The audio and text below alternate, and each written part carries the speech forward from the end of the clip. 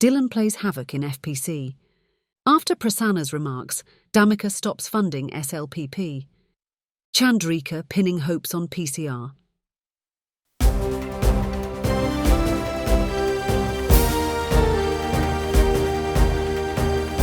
The leader, දේශයට මග කියන ප්‍රවෘත්ති පෙළගැස්ම. Dilan plays havoc in FPC. Sri Lanka is no exception when it comes to politicians. They do not hesitate to go to any extreme to gain power. That is evident from what is happening now, with this being a year of elections.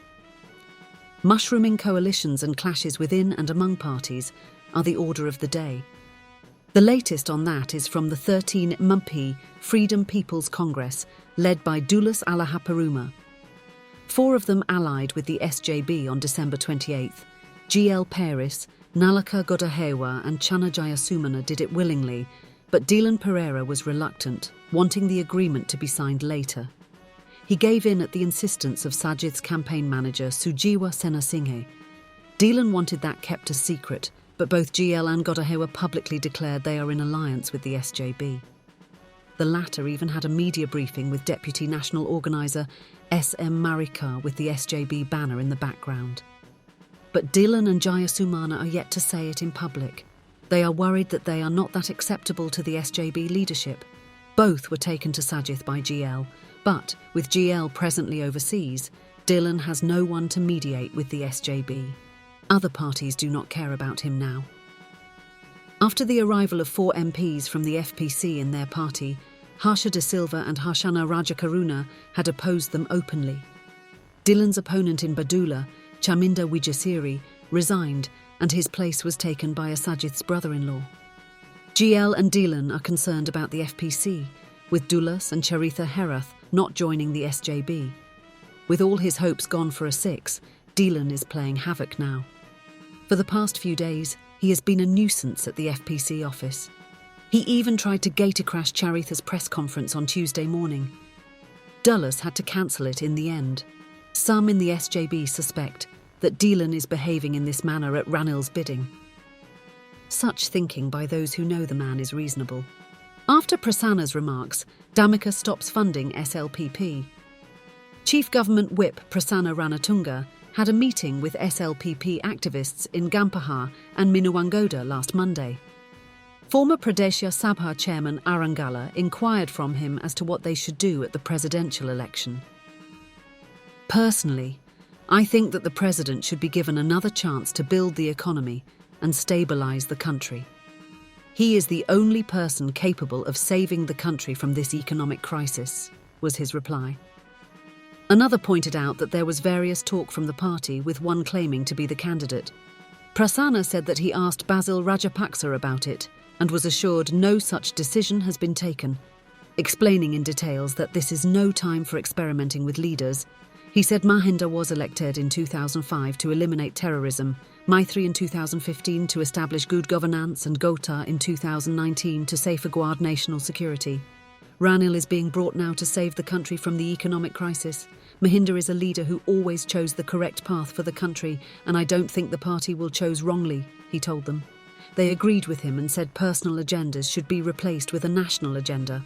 However, one noted that all others, except the SLPP, have already named their candidates.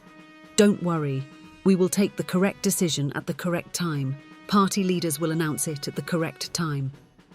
Until then, let's carry on with our work, Prasanna replied. It appears almost all in the SLPP are opposed to wealthy businessman Dhammika being their candidate. Prasanna openly did it in Matara on the 18th after the district coordinating committee meeting. He stressed to the media that the country cannot be allowed to collapse again by appointing an inexperienced president. He said he was unaware even about talks with Dhammika in that regard. Anyway, Dhammika is due back from London, where he is presently visiting his daughters. He has told his friends that he will get things finalised with Mahinda and Namal. He even has decided to stop funding the party until then. That means Dhammika's dream of becoming the president and the SLPP's main source of funding are both going to end. That is the relationship between politics and money. Chandrika pinning hopes on PCR. Media reports are circulating about yet another alliance to be led by Dulles.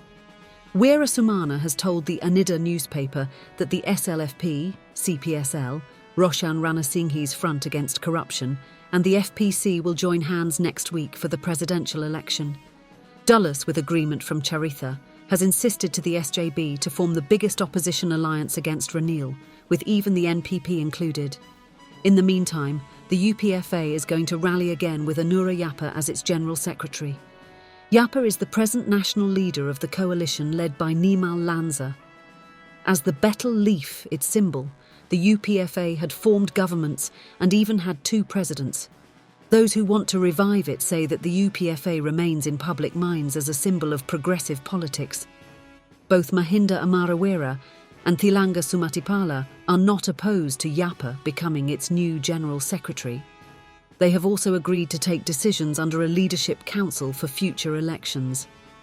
The SLFP-led talks in that regard have been a success, it is said. Notably, Maithripala Sirisena and CBK appear to have made amends now. That was seen when the 2 former presidents were together at the Subwad Bandaranaike Remembrance recently. Chandrika even plays a leading role in forming this alliance. A powerful position awaits her in the SLFP. Sources close to them say their candidate, a person who surpasses all others in political and economic vision, will be announced by the first week of March. Some question if it is going to promote Patali Champika Ranawaka. There is something in it. Remember what the Leader TV has brought to you about his praises heaped on Chandrika in recent times. Plotting in the secret will have to end with acting in the open. Let's wait until then. That's it for today.